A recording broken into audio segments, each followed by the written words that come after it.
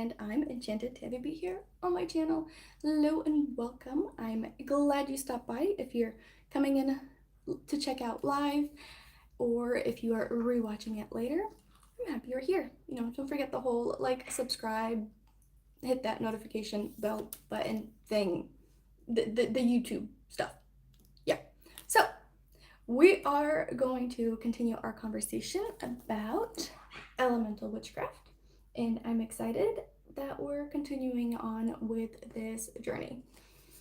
The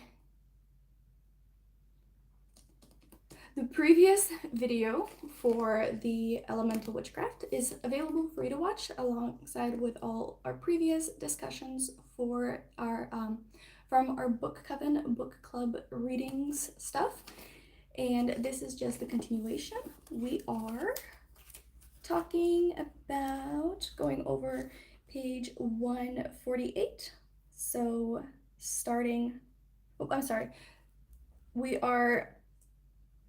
we're starting off with page 149, the fivefold self, and going on to page 162. Why can't I read today? 162 all the way to the end of the air cleansing technique. So stopping on page 163.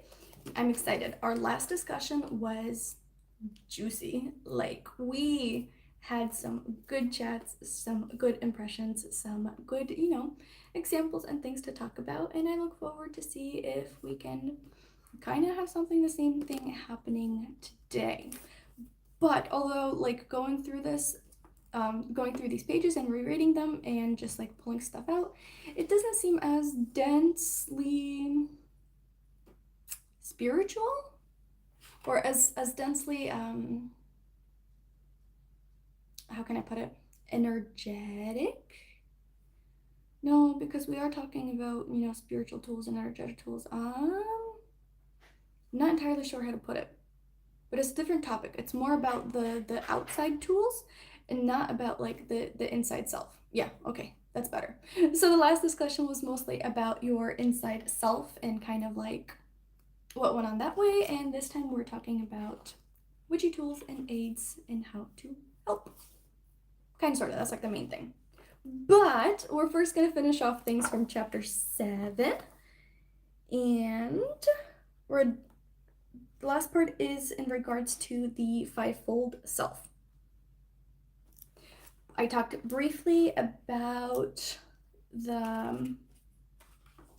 previously we talked about the Axis Mundi, and we ended off on the fivefold self part.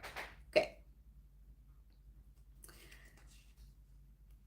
As well as how she talks about things being interconnected. So the last part of the fivefold self, she has another path, another graph that she likes to provide, chart, visual, example, and she states the different elements. So the element earth, air, fire, water, and spirit, and the different things that kind of correspond to it. For example, earth, the state of matter is solid.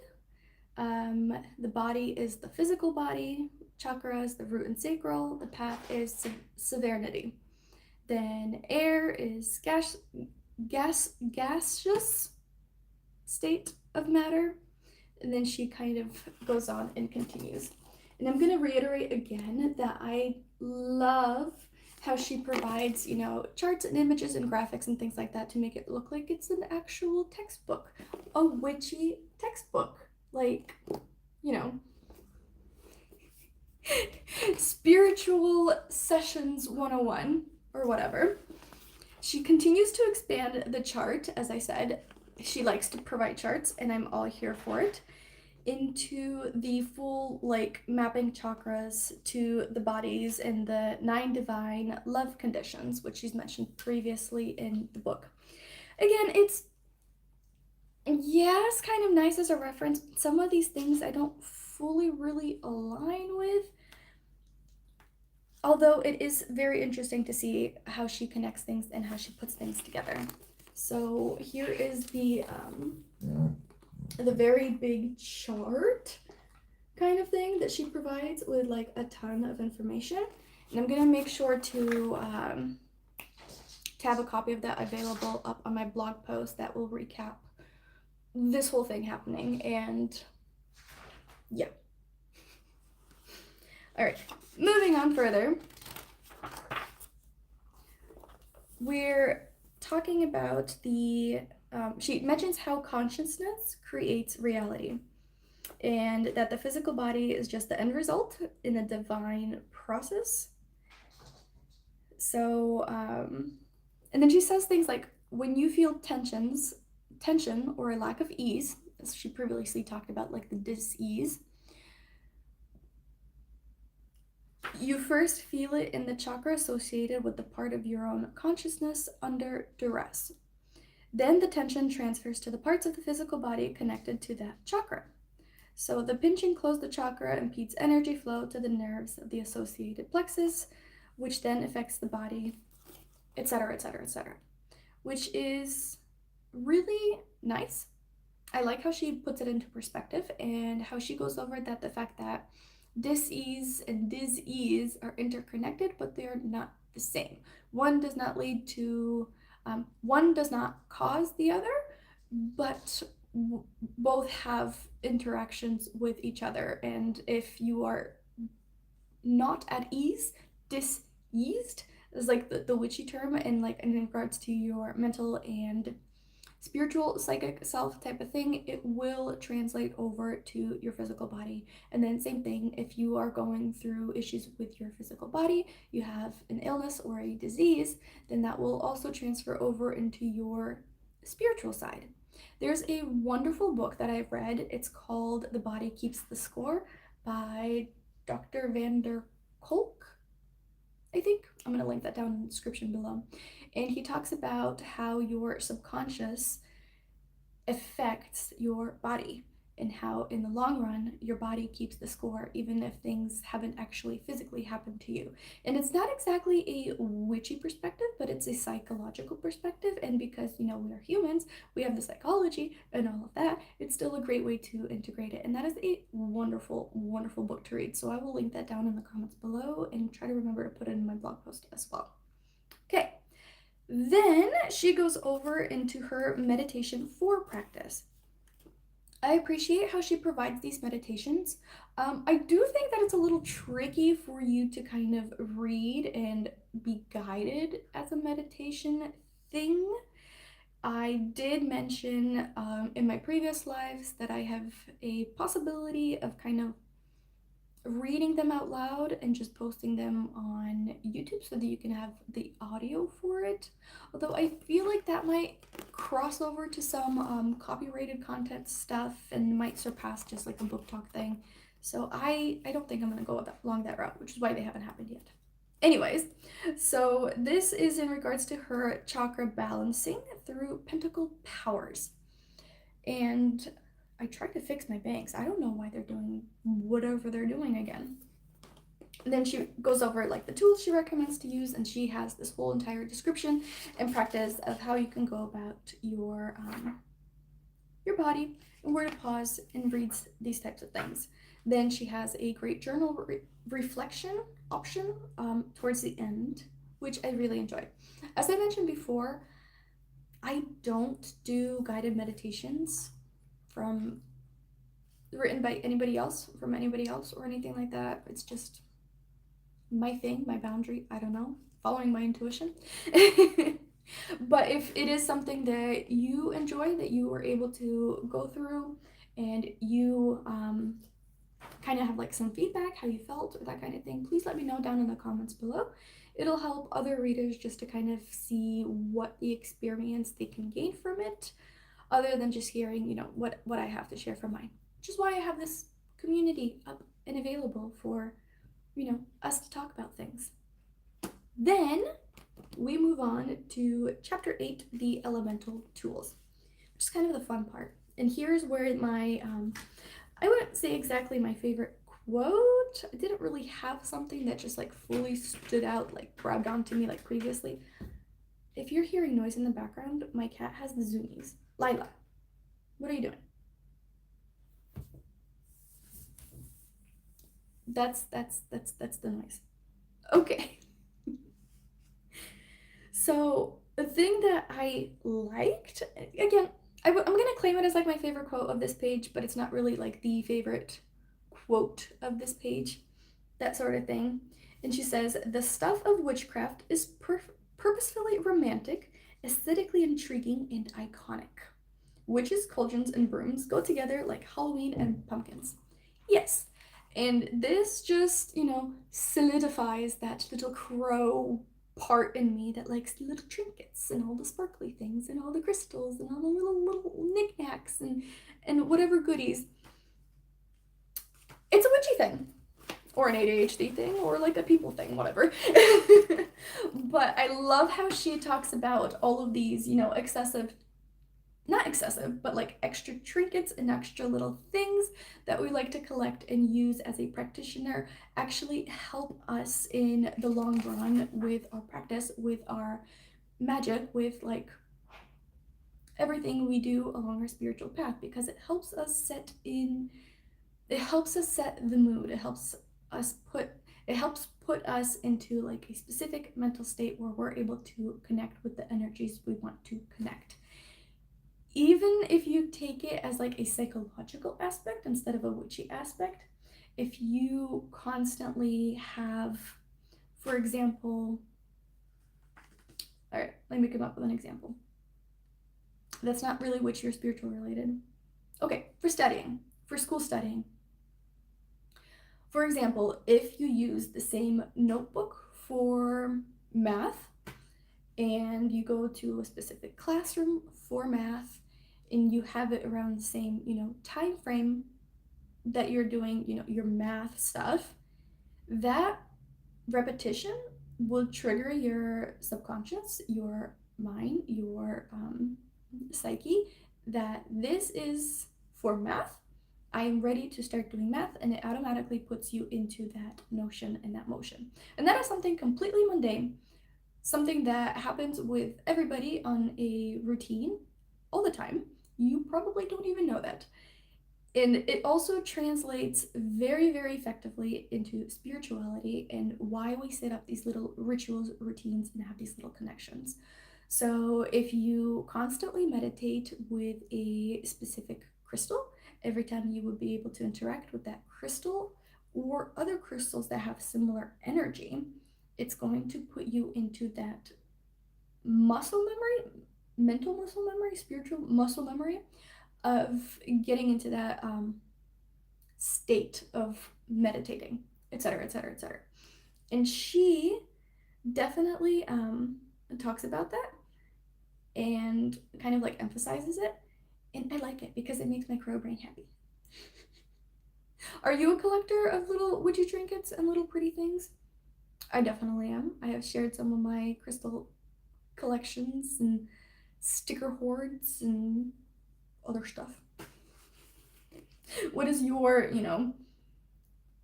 pick of poison things that you collect, something that you just that's like your thing? For me, I would say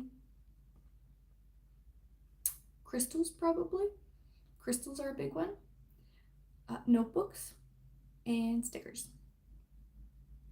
Yeah, in that order.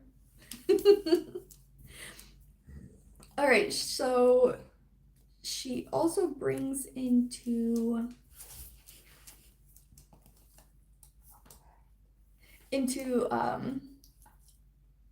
the perspective of magical tools and using the witch's jewel of power, and that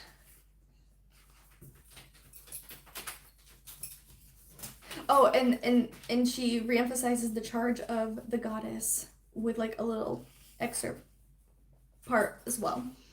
And that is another thing about that's another thing taken from like the Wiccan religion that she really likes to put into this book, even though she says it's not Wiccan book. And then she goes over the different elements and the tools that are associated with them. I do have a video on YouTube that I've put up a while back, and I believe it's like free witchy tools available to you, something like that, something in regards to tools. Not exactly full on elemental tools. No. Not exactly full on elemental tools, but they are free tools that are accessible to any witch all the time. I'm gonna need to find it, and I'm gonna link it. I haven't really linked videos to like this format stuff before, so maybe it's gonna be up at the top. I don't know. I'll figure it out. You can find it. I'll at least put it down in the description or in the comments or something, but I will pin that video so you can reference it, because I think it's a really good one, especially for beginners who are just starting off your path, to find free tools for your magical mischief. She starts off with the elemental earth and goes over like the main tools. I'm gonna call it like main tools. They're not exactly main tools, but the more commonly known tools. And a lot of these are taken from, I would say, like the Wiccan religion, not exactly full on spiritual practice, although a lot of these tools have ties back to previous cultures and previous things with like similar representations. You do not need to use these. You can use something else, what works for you.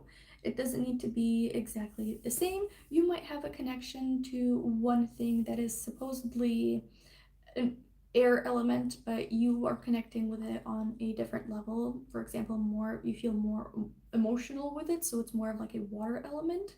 Then go with what works for you and follow your intuition. That should be the first thing you learn. Then she goes about altar tool of earth, the paten or pentacle, and it's usually a disc or a platform or something that you're able to put things on it or charge things on it. She talks about how it's her glass or ceramic glass or dish that has like a slightly raised lip and the pentacle painted on and that kind of thing, which represents earth for her. Now, I have all of these witchy tools and that kind of thing, and most of them are something that I created myself and I use very consistently throughout my practice, throughout my rituals, my spells. You've probably seen a couple of them through my videos.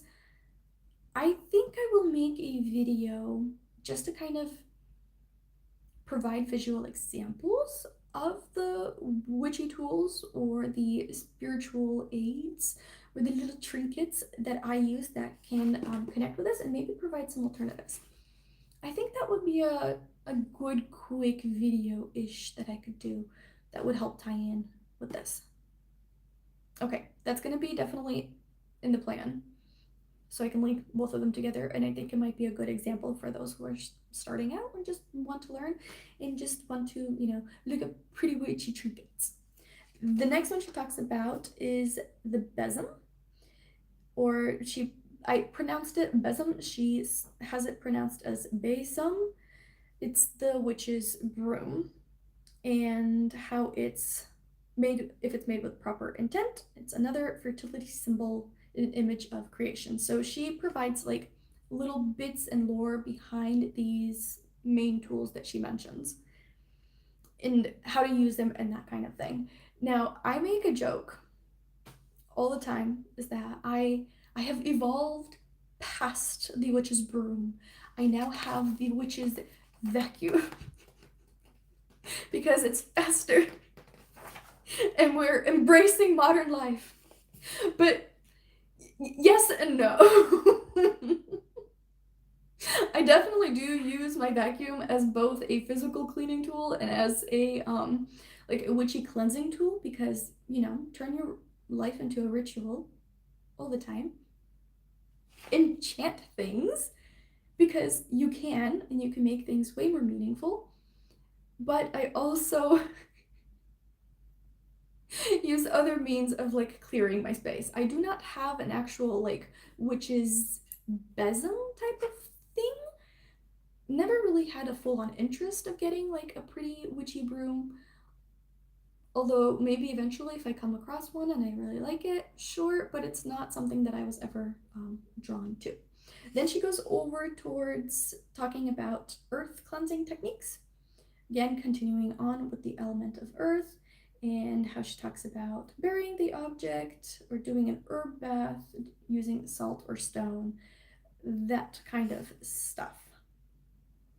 Especially if you get like new crystals, or if you get new tarot cards, or if you get any new witchy tool from a metaphysical shop or a friend that you have not made yourself. It's a good way to know different cleansing techniques, protecting techniques, so it will bind with your energy, that kind of stuff.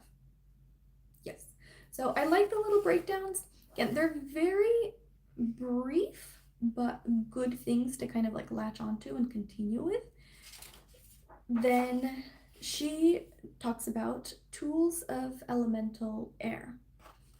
And the first one she talks about is the wand, and how it's like the projective power of knowledge and that kind of thing. And I really like the concept of wands. I think they're very pretty, but I don't really use them. Like I have, I think 2 that I made myself. One is like absolutely ginormous because I didn't realize it needs the ratios. But it's still cute. And then the other one is very simple and very basic. And then like overall, I do not use wands other than for like the aesthetic prettiness of it. If I need to direct energy, I use my hands, because these are your best tools that could be used for anything and everything.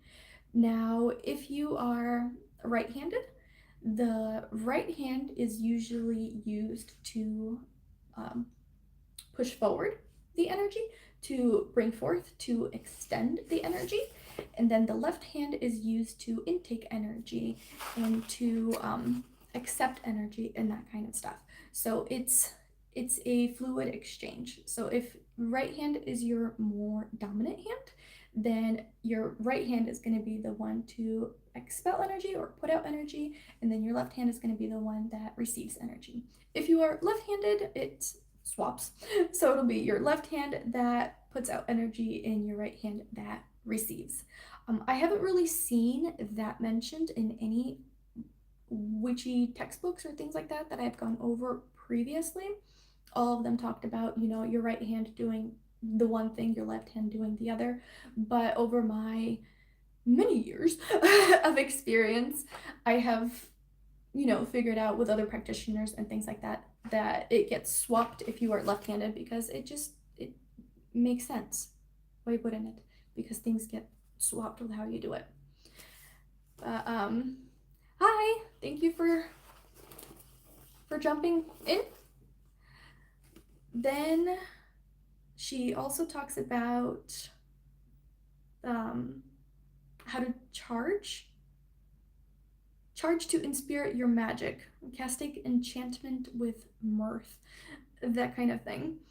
And she talks about encouragement and how to make your own tool, your own wand for your own magical purposes, and kind of like how to interact with the tree or bush, whatever you feel like you need to harvest it from, and go about that. And I like how she talks about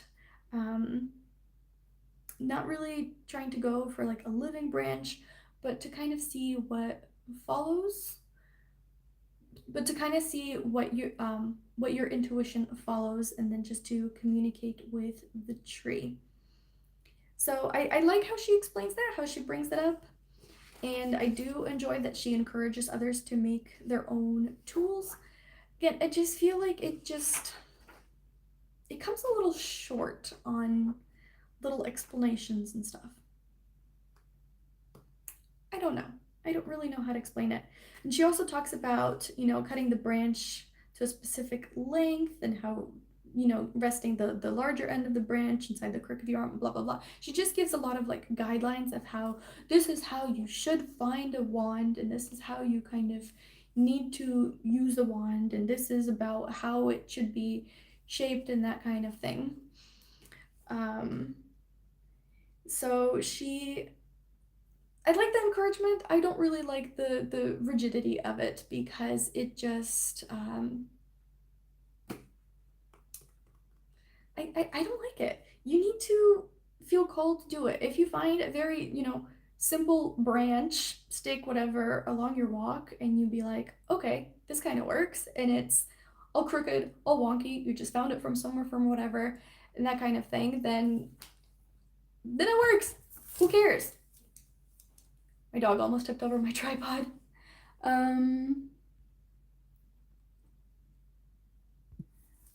Our I don't really want to like full on guess people's names and stuff, but I think I might know who you are, and we chat on Instagram, right? So, okay. Continuing on, she also talks about the grand tool, the staff, which is pretty much the wand, just a lot bigger. I did have an interest of having a staff, or like making my own staff, that kind of thing. So, but I've never really like gotten around to it. And a funny story that I haven't really mentioned it or brought it up or anything like that, that I want to, create my own staff. And then my godchild, we were doing like a Viking camp and that kind of thing, and he was out in the woods doing, young boy stuff out, whatever, etc. And then brings out the he brings out this like really cool looking stick. I have it close by, but not close by enough where I'm gonna go and get it. And he brings out this stick, which is like really, really cool, that kind of thing. And he says like, this will be perfect for you. I think we're going to that. Yeah. Okay, that was great.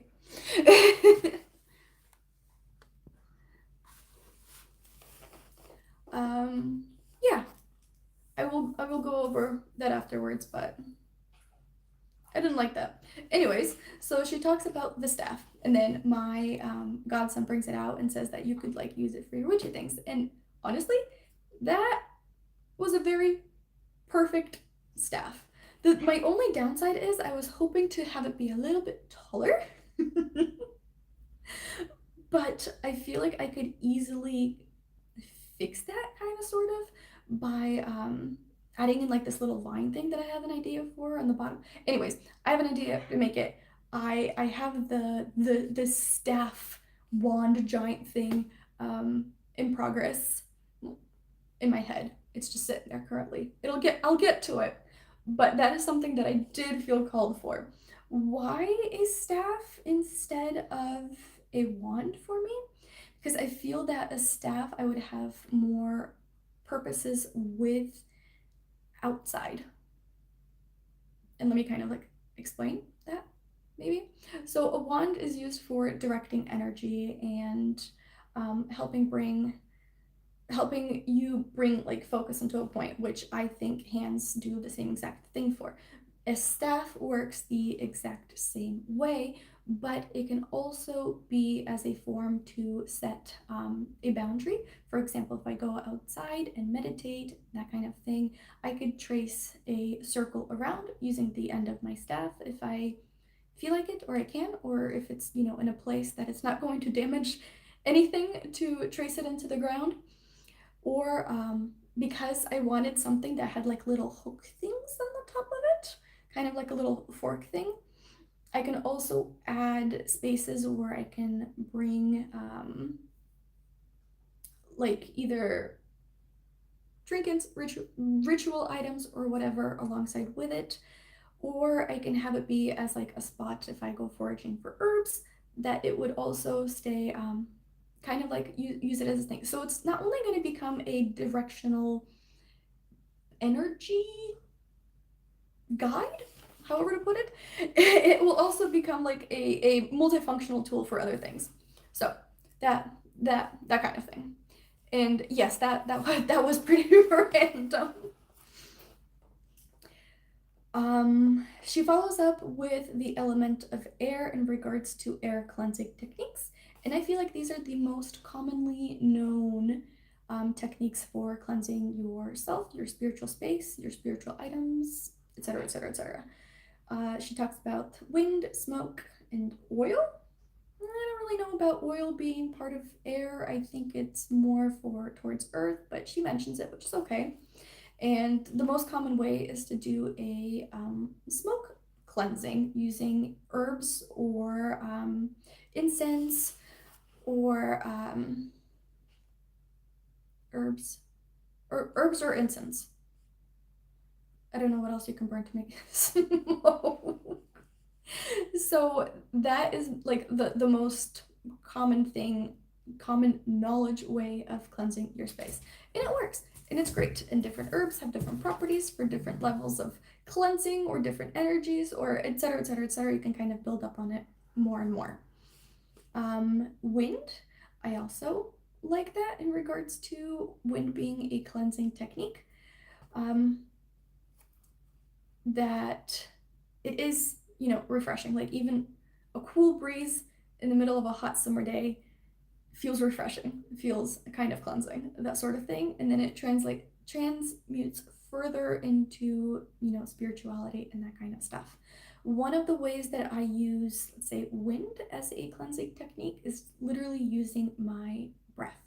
So if I need to, like before I would do my tarot cards in the morning or something like that, I would kind of go on them to cleanse them and get them ready for me to use them with intent and not just like, breathing on that doesn't exactly work, but that form of wind can be used as cleansing for anything. And it's right there. You don't need to, light something or set something on fire to get things to work the way you want them to. Although that is kind of fun. And things smell nice. Okay, so that is the end of our discussion points. We have reached the page that we were going to talk about, because I only said we're doing 15 pages at a time. Since I'm trying to start the other book and I'm trying to get to it, I have been doing so much background work on all of my platforms to update things and post things and get things ready. I did not realize just how long it takes in all of these SEO things and whatever. So it needs to get done before I can full on continue with stuff. And I will continue with, all the other stuff, and we'll start that other book, I promise. Okay, so that is it for today. Those are all the points that I had to kind of bring up and talk about and chat about. If you are rewatching this and you have something to add, please let me know down in the comments below. I always love to hear back from you and hear your thoughts and what you think. I will also have the blog post about this up. It's gonna take about 24 hours for this live to process before I have access to the transcript from it. And then based off of that transcript, I write my blogs so that I don't have to rewatch the video and remember everything I said. Because I do not. A lot of things just kind of happen. So the blog post will be up within 48 hours-ish or sooner. We shall see. Yeah, so for the next time we're gonna meet, also on Wednesday, we are going to continue off page 163 for those who are reading in Kindle or don't have page numbers. It starts off with the tools of elemental fire. It goes on to come on.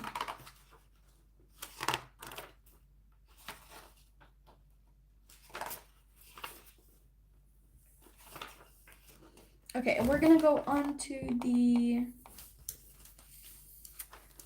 I don't really want to cut off right in the middle of the thing. Onto page 178, right before the Izzy, why are you moving my thing? My puppy is here and she wants attention, of course. So we're gonna go on to page, up until page 178, and finish off right before Ritual 1. And we'll talk about the Ritual 1, not in the next gathering, but on the one after that. So that's all I have to share with you. Oh, and as we move on, like, we're talking about different charts and things that should kind of make it feel like a textbook, and she just continues on with that, and I love it. Absolutely love it. Okay, so thank you so much for, tuning in, hanging out with me, catching the replay, that sort of, why with my hair, that sort of thing. Don't forget to, like, subscribe, the whole shebang. We have tons of magical fun here, and I will see you on my next video, or next week, or when I see you. I love you all.